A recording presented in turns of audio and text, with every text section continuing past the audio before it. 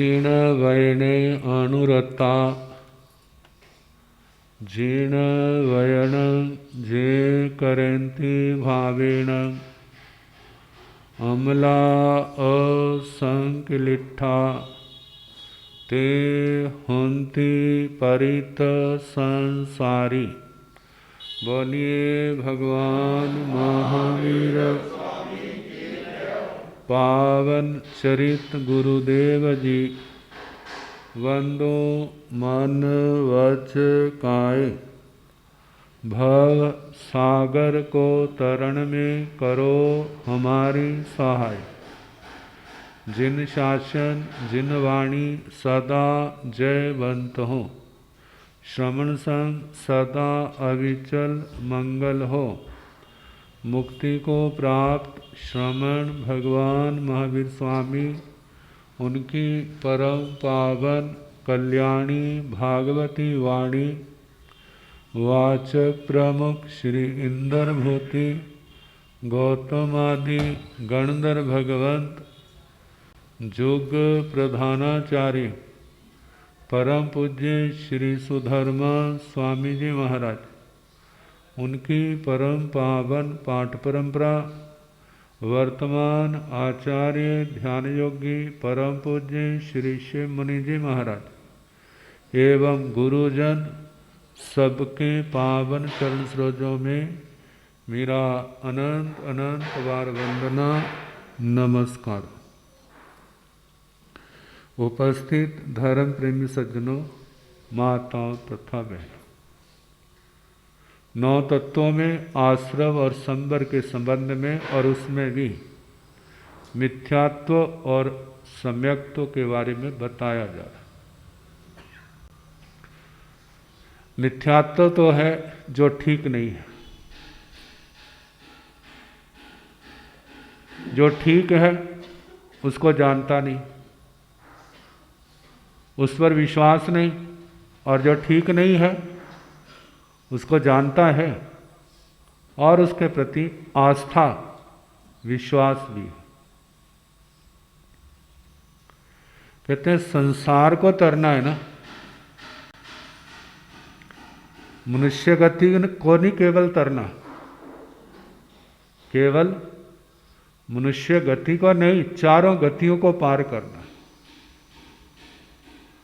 तो चारों गतियों को कौन पार कर सकता है? चारों गतियों को पार करने का मतलब है जितने कर्मों के बंधन हैं, जितना अविद्या का माया जाल है, उसको क्रॉस करना। मानो किसी की जीवावस्था आ रही है, कोई कहे ना दीक्षा लेनी है, तो क्या ख्याल आते हैं? हमारे पहले शादी करा लें फिर देखेंगे। क्या करेंगे? शादी करा लें फिर देख लेंगे। कहते फिर उसके बाद ना, फिर देखते ही रहना। क्या होगा? फिर देखता ही रह जाएगा। पहले तो विराग आएगा नहीं, जे आ गया तो जब भवानी मैया साथ जोड़ी है ना, तो तेरे को छोड़ेगी नहीं। कहते जब विदेश नहीं है कि जहां एक जन्म में कई शादियां हो जाती हैं, जहां तो हमारी भारतवर्ष की बहनें ऐसी हैं, एक बार जो हाथ आ गया ना, उसको 7 जन्म तक भी बोलो, जिस समय फेरे लेते हैं ना, उसमें कौन सी सुगंध होती है कि बस मैंने आपका पल्ला पकड़ लिया है, आपको अपना लीडर नेता मान लिया है, बस 7 जन्म तक तो कोई बात ना करना। 7 जन्म तो आपके पीछे ही रहूंगी। अब तुम जितना मर्जी छुड़ाओ, वो तेरे को छोड़ेंगी नहीं। और जी मानो मर भी गई है ना, तो भी पीछा छोड़ देगी वाला।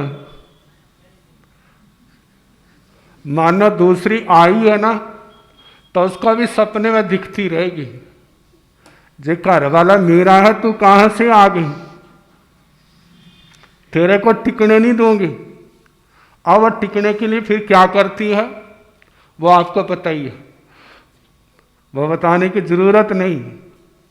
मतलब शादी होगी तो फिर देखते रहना, फिर जो हाथ नहीं आएगा। व्यक्ति सोचता है जब शादी हो जाएगी ना, पता नहीं कौन से स्वर्गों का झूला आ जाएगा, लेकिन जो झूला आता है वो आप अच्छी तरह जानते हैं। जिस समय शादी होती ना, कितना धूम धड़ाका होता है। कहते उसका मतलब क्या है? कहते बस जे स्वर्ग आज ही देख ले, फिर उसके बाद देखते रहना। फिर तो जागते तो क्या, सपने में भी दिखाई नहीं देगा। कारण क्या? जिम्मेवारियां बढ़ती जाएंगी। पहले तो एक था, वो दो हो गई। आपको बताया था, दो होने के बाद जिस समय दुकान से या ऑफिस में घर जाती हो ना, तो दिमाग पर बड़ा बोझ होता है। किसके वाला? भाई के। घर में सुख शांति हो, क्योंकि दो शेरनियां बैठी हैं। वो शेरनियां कौन सी हैं? एक तो सास बैठी है और एक उसकी बहू बैठी है, और दोनों अपने आप को कम समझने के लिए कोई भी तैयार नहीं है। जो किसी न किसी को कुछ कह दिया ना, जा तो आपस में हो जाएंगी, नहीं है तो अंदर घुलती रहेंगी।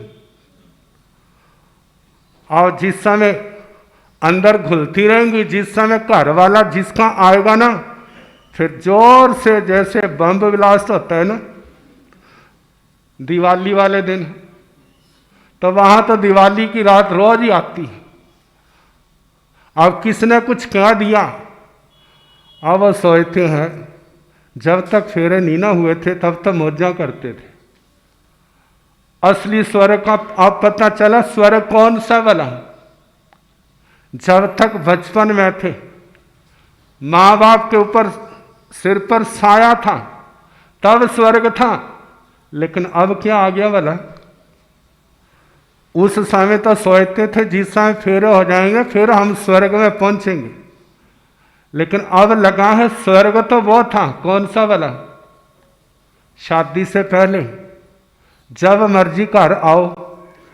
आज आधा घंटा पौना घंटा भी लेट हो गए ना तो क्लास हो जाएगी, कहाँ गए थे? आजकल तो टेलीफोन की घंटियां खड़कने लग जाएंगी, कहाँ पर हो? अब वो क्या कहे, बताऊं या ना बताऊं? अब कहेंगे मैं तो दुकान पर हूं। कहते दुकान पर तो मैं बैठी हूं।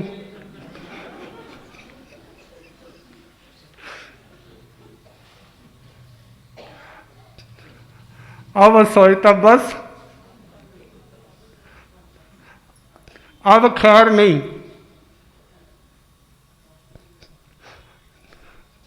अब तो मनौतियां मनाएगा। कौन सी माता की? कालका वाली, चिंतपूर्णी, जा मनसा देवी, जा वैष्णो माता, जा दुर्गा माता, वो कहाँ सुनेगी? कहते तुम्हारी बेटी से क्या करता विश्वासघात, अब तो तेरे को हलाक ही करना पड़ेगा। तो कहा जे संसार, जिसके लिए संसार जे जीव कितनी कल्पनाएं करते हैं, क्या जहां शांति है? यदि शांति होती, औरों का तो क्या कहना, चक्रवर्ती सम्राट तक जिन्होंने इस सच को समझ लिया, आखिर में सब कुछ छोड़ के किनारा किया। आप सुन रहे हो ना? कहते देखो घर के अंदर रहते होंगे, कैसे रहते होंगे? एक संत प्रसंग सुनाते हैं। कहते एक चोर चोरी करने गया, अब कहीं छिप गया वो। शाम को ही जब ये लोग सो जाएंगे ना फिर निकलूंगा। जब 8-9 बजे तो उस घर का मालिक आया और उसकी 2 शादियां थी। आज नंबर ऊपर वाली का था। जब वह ऊपर जाने लगा तो नीचे वाली ने पैर पकड़ लिया। अब ऊपर वाली गर्जने लगी, अरे तेरी इतनी हिम्मत! कहते आज ऊपर आना है। कहते मैं जानती हूं लेकिन मेरी बेनती है।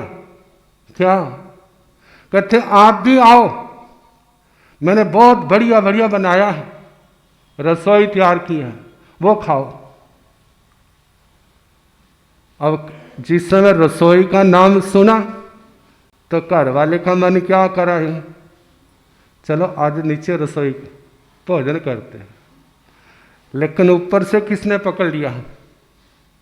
पौड़ियां चढ़ रहा था ना, ऊपर वाली ने तो हाथ पकड़ लिया और नीचे वाली ने पैर पकड़ लिए। अब ना ऊपर वाली छोड़ रही है ना नीचे वाली छोड़ रही है। और ये सारा दृश्य कौन देख रहा है? वो चोर देख रहा है। और जिस समय ऐसे करते करते सारी रात निकल गई। अब वो सोच रहा है, हे भगवान, हम तो सोचते थे जिसकी 2 शादियां 4 शादियां हैं वे तो बड़े सुखी होंगे। कभी कोई तैयार करके खिला रही, कोई कुछ तैयार करके उसको खिलाया जा रहा है। लेकिन आज मेरा दिमाग का पर्दा खुल गया। कहते हम तो इनसे 1000 गुना सुखी हैं। आज देख लिया नक्शा, सुबह हो गई, लोग जाग गए और बेचारा चोर पकड़ा गया। जब चोर पकड़ा गया, ले गए राजा के पास। जब राजा ने देखा, कहते भाई तू क्या करने गया था? कहते गया तो चोरी करने था। फिर चोरी की नहीं? कहते करता क्या? मौका ही नहीं मिला। कहते अच्छा कोई बात नहीं, तू ही बता तेरे को क्या सजा दे, कौन सी सजा दे? कहते महाराज जो मर्जी सजा दे देना, बस एक सजा ना देना। कौन सी वाला? मेरी एक तो शादी हो गई है, दूसरी शादी ना करना। कहते क्यों, क्या हुआ? और उसने सारी रात की राम कहानी सुना दी। कहते तेरी तो दूसरी शादी करेंगे। कहते महाराज क्यों मेरे को जीते मारने लगे हो? कहते फांसी दोगे तो एक बार मरूंगा, और दूसरी शादी की तो मौत तो होनी नहीं, लेकिन मरना रोज पड़ेगा। कहते हैं 2 वाले की जे दशा है, जिनकी 1000 होती थी उनकी क्या दशा होगी भला? उनका तो कहा जे सब कुछ क्या है, जे सपने हैं। व्यक्ति सोचता है मैं ज़्यादा सुखी हो जाऊंगा, सुख इनके अंदर नहीं है। यदि होता तो वो चक्रवर्ती राजे महाराजे छोड़ करके इस त्याग मार्ग पर क्यों चलते? जे भोग मार्ग अविद्या का मार्ग है, मूढ़ता का मार्ग है, संसार वृद्धि का कारण है। लेकिन इसको सुख का कारण समझना जे क्या है? अविद्या है, अज्ञानता है। इन सुखों के लिए कितनी मनौतियां करते हैं, कितनी तपस्याएं करते हैं, कितना जप तप करते हैं, वह सुख तो मिल जाते हैं लेकिन शांति कितनी मिलती। महाभारत के अंदर वर्णन आता है, द्रौपदी तपस्या कर रही, तपस्या के अंदर क्या भावना है, मेरे को अच्छा वर मिले। और इष्ट कौन बनाए हैं, कैलाश पर्वत के मालिक आशुतोष जी। जब उनकी तपस्या पूर्ण हुई ना तो वह सामने खड़े हो गए और उसने कहा मुझे वर दो।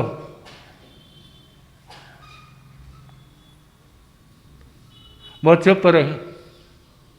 दूसरी बार फिर कहा मुझे वर दो, फिर चुप रहे। ऐसे उसने 5 बार कहा।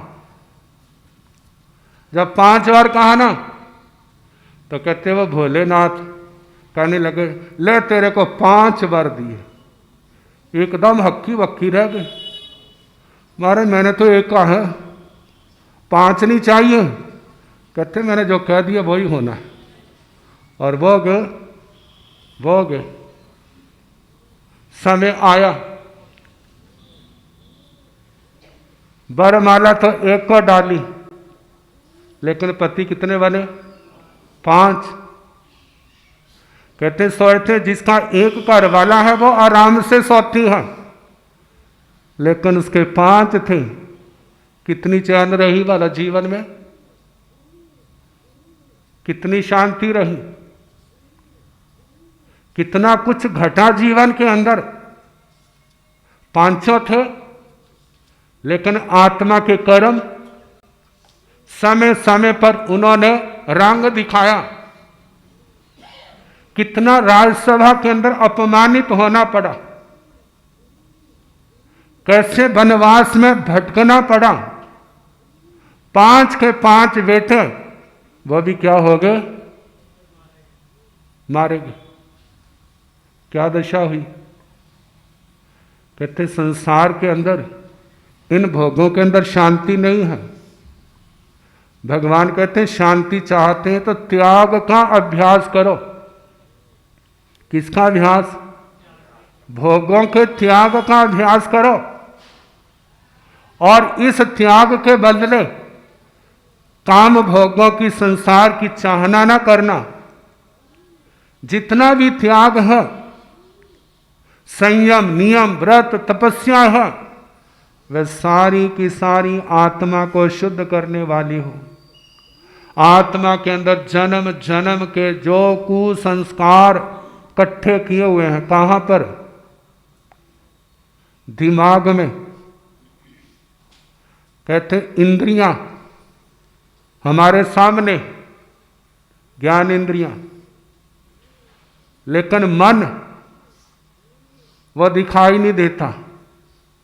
मन के आगे जाओ तो वहां बुद्धि है, उससे आगे जाओ वहां पर हमारा खजाना है, वो संस्कारों का। किसके साथ क्या करना है, किसके साथ कितना लेना है, कितना किसको देना है, सारा बही खाता जमा है इस आत्मा के अंदर। और उस बही खाते के अंदर किसी से लेना है और किसी को देना है। ये दोनों ही क्लेश के कारण हैं। अब देखो जिस समय आपके पास दुकान में बैठते हैं, लेने वाले तो आपके दरवाजे पर बैठ जाते हैं और देने वाले मुंह भी दिखाते नहीं हैं, तो आपकी क्या दशा होती है। वैसे तो आप करोड़पति और अपति हैं। कहते हैं यदि देने वाले सारे दे जाएं तो लेने वालों का फटाफट सारा भुगतान कर दें, लेकिन देने वाले तो मुंह भी दिखाते नहीं हैं। और यदि शहर में भी आए ना तो कहते हैं उसकी दुकान के आगे से नहीं जाना। क्यों नहीं बोला, उसका दर्शन नहीं दे, उसके दर्शन नहीं करने, क्योंकि दर्शन दिए तो वहीं गले से पकड़ लेंगे हमारे को। अब कितनी परेशानी होती है। ऐसे ही आत्मा ने कितना कुछ लेन देन है संसार के अंदर, कहा जब तक जे लेन देन रहेगा तब तक इस आत्मा को कहीं शांति मिलने वाली नहीं होगी। फिर क्या किया जाए? कहते जिन्होंने देना है उसकी तो आशा छोड़ दो, जिन्होंने देना है उसकी आशा छोड़ दो, और जिनको हमने देना है नई कमाई शुरू कर दो। क्या करो? नई कमाई, नया जीवन शुरू करो। जो जो कमाते जाओ सब कुछ क्या करते जाओ? देते जाओ। अब वो रास्ता कौन सा है? वो है तपस्या का, वो है धर्म का। जो जो हमने धर्म करना है, क्या करना है? लोगों का भुगतान करना है। वो भुगतान कैसे होगा? जिस समय तपस्या करेंगे, चाहना कोई नहीं करनी, जो है मेरा बोझ उतरे। जितना तप किया जाएगा पाप कर्म कटते जाएंगे, पुण्य कर्म की वृद्धि होती जाएगी। पुण्य की वृद्धि होगी, संसार की संपदाएं उसके पास आने वाले समय में चारों आने लगेंगी। जिस समय आने लगेंगी बस बांटते जाओ, देते जाओ, देते जाओ, जिसका देना है। और एक दिन क्या होगा? समाप्त हो जाएगा जे धर्म का रास्ता। क्या करो? यदि हर समय जे बोझ रहेगा, उसका मैंने जे किया, उसका मैंने जे किया, उसने क्यों देता नहीं, भूल गया, कहते उसको तुम भूल जाओ। जैसे वो भूल गए तुम भी भूल जाओ, और जो आपने देना है बस उसको याद रखो। बस हे परमात्मा, मेरे अंदर इतनी ताकत आए, प्रकट हो, मैं एक का पाई पाई का, पैसे पैसे का हिसाब क्या करूं, बरोबर कर। कहा ऐसी नेक नीति आत्मा के अंदर आए तो हम एक दिन इस संसार से मुक्त हो सकते। बस इस अविद्या और विद्या के खेल को समझना आसान नहीं है। इसको समझें, अविद्या को तो छोड़ते जाए। जितना सत्संग है, भगवान का उपदेश है, उसको दिमाग में स्थान दें, उसको धारण करें और उसके अनुसार अपनी भावना बनाएं, अपना बोल वाणी बनाएं, अपना कर्म बनाएं। फिर क्या होगा? छुटकारा होगा। समय हो गया है, बाकी कल जैसे अवसर हो।